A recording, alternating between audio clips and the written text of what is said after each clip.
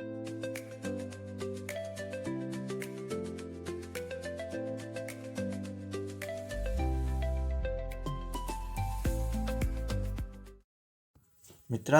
आज आपण पर्वती टेकडी आणि पर्वती मंदिर याची माहिती घेणार आहोत. पुण्यातील पर्वती मंदिर हे पर्वती टेकडीच्या माथ्यावर आहे. पर्वती मंदिर हे एक आध्यात्मिक आणि सांस्कृतिक ठिकाण आहे, जे पुण्यातील लोकांसह पर्यटकांना आवडते. येथे नियमित पूजा आणि उत्सवही साजरे केले जातात. पर्वताई देवीच्या नावावरून टेकडीस पर्वती हे नाव पडले. मंदिर सकाळी 5 वाजता उघडते आणि रात्री 10 वाजता बंद होते. पर्वती टेकडीच्या माथ्यावरच देवदेवेश्वर मंदिर, अन्य काही देवतांची मंदिर आहे. सकाळच्या व्यायामासाठी आणि संध्याकाळी फेरफटका मारण्यासाठी हे एक लोकप्रिय ठिकाण आहे. पुणे शहराचे विहंगम दृश्य पाहण्यासाठी हे एक उत्तम ठिकाण आहे. हे ठिकाण पुणे शहराच्या मध्यवर्ती भागात असून स्वारगेटपासून 2 किलोमीटर तर पुणे स्टेशनपासून साधारण 8 किलोमीटर आहे. पर्वती टेकडीवर कॅन्टीनची सोय नाही. मंदिर परिसरातच पायऱ्यांवरती काकडी, पेरू, चिप्स आणि पाणी बॉटल इत्यादी विकताना स्टॉल दिसतील. पर्वती मंदिर हे काळ्या दगडात बांधले गेले असून येथे येण्यासाठी 103 पायऱ्यांची चढाई करावी लागते, जी सुमारे 10 मिनिटात पूर्ण होते. या पायऱ्या भव्य अशा नौबतखान्याजवळ संपतात. पायऱ्या चढून आल्यास समोरच विठ्ठल रुक्मिणी मातेचे मंदिर दिसते. या मंदिरामध्येच विठ्ठल रुक्मिणी मातेची छान अशी मूर्ती आहे.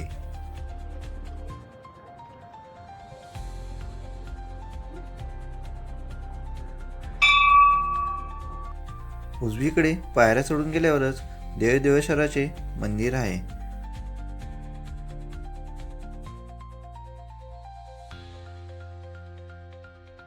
मंदिरात जाताना समोरच नंदी मंडप आहे. या नंदी मंडपासमोरच देवदेवेश्वराचे मंदिर आहे. या मंदिराचा कळस उंच व निमुळता असून त्यावर सोन्याचा मुलामा दिलेला आहे. मंदिर परिसरातील चौकोनी बैठकीच्या 4 कोपऱ्यात लहान मंदिरे आहेत.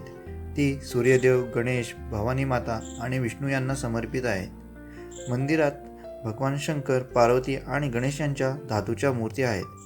त्या 3 मूर्ती 1749 मध्ये मुळात सोन्याच्या बनवल्या होत्या, पण 1932 मध्ये त्या चोरीला गेल्या व त्याच्या जागी हुबेहूब अशी दुसऱ्या अन्य धातूच्या मूर्त्या ठेवल्या गेल्या. या मंदिराचा इतिहास सांगायचा झाला तर थोरले बाजीराव पेशवे यांची पत्नी काशीबाई यांना गुडघ्याचा त्रास होत होता. तेव्हा श्रीमंत नानासाहेब पेशव्यांनी पर्वती टेकडीवरील देवदेवेश्वराला नवस केला आणि काही दिवसांनी काशीबाई यांना बरे वाटू लागले. यामुळे नानासाहेबांनी तावरे पाटील यांच्याकडून जमीन घेऊन पर्वती टेकडीवर मंदिर बांधले व या मंदिरामध्ये देवदेवेश्वराची स्थापना केली.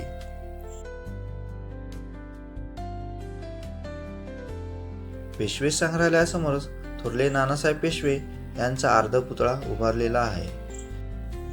पेशवे संग्रहालय 1975 साली बांधले गेले. पेशवे संग्रहालयात मराठा साम्राज्यातील ऐतिहासिक वास्तूंचा समावेश आहे. पेशवे संग्रहालयामध्ये विविध प्रकारच्या तलवारी, ढाली, बंदुका, नाणी, कुलुपे, पेशवेकालीन भांडी, वस्त्रसामग्रीसह अनेक वस्तू प्रदर्शित केलेल्या आहेत. पेशवे संग्रहालयाची वेळ सकाळी 7:30 ते रात्री 10 पर्यंत आहे. तिकिटाचे दर 30 रुपये आहे. हे ठिकाण इतिहासप्रेमींसाठी महत्त्वाचे असून पुणे शहराच्या मध्यभागी पर्वती टेकडीवरील एक प्रमुख आकर्षण आहे. काही शाळा विद्यार्थ्यांना इतिहासाची माहिती होण्यासाठी येथे सहली काढतात.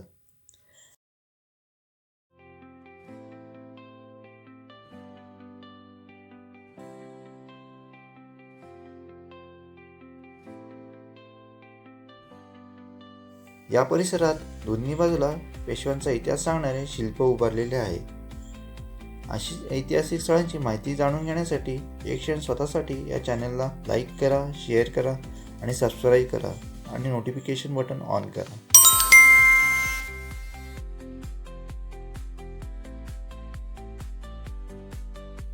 येथे कार्तिक मंदिर आहे. कार्तिक महिन्यात येथे खूप गर्दी होते.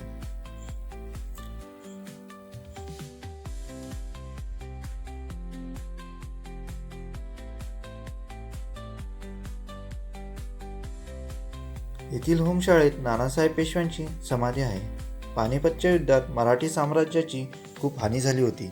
या पानिपतच्या युद्धात मुलगा विश्वासराव आणि भाऊसाहेब यांना वीरमरण आले. या प्रसंगामुळे नानासाहेब पार खचून गेल्यामुळे नानासाहेबांनी जून 1761 मध्ये पर्वती येथे होमशाळेत आपला देह ठेवला. येथील होमशाळेत नानासाहेबांची समाधी आहे. होमशाळेसमोर पुढे गेल्यास थोरले बाजीराव पेशवे प्रथम यांचा अश्वारूढ पुतळा उभारलेला आहे. पुतळ्याच्या मागील बाजूस गेल्यावर विष्णू नारायण मंदिर आहे. या मंदिराची स्थापना 1758 मध्ये पेशव्यांनी केली. विष्णू मंदिरासमोरच बसायची छान व्यवस्था आहे.